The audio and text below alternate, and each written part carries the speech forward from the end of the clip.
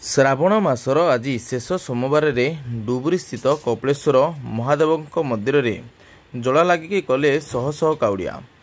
କଳିଙ୍ଗନଗର ଥାନା ଅନ୍ତର୍ଗତ ଡୁବୁରି କପିଳେଶ୍ୱର ମହାଦେବଙ୍କ ମନ୍ଦିରରେ ଶ୍ରାବଣ ମାସର ଆଜି ଶେଷ ସୋମବାର ଅବସରରେ ସକାଳ 4 ଘଟିକା ସମୟଠାରୁ ଏପର୍ଯ୍ୟନ୍ତ ଜଳଲାଗି କଲେ ଶହ ଶହ କାଉଡ଼ିଆ।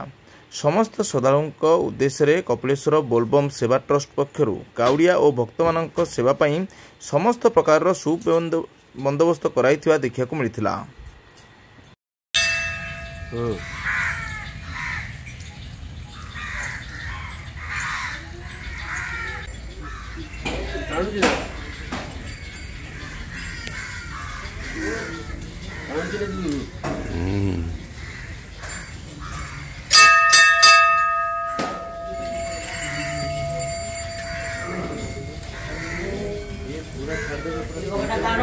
पूरा सेंटर ऊपर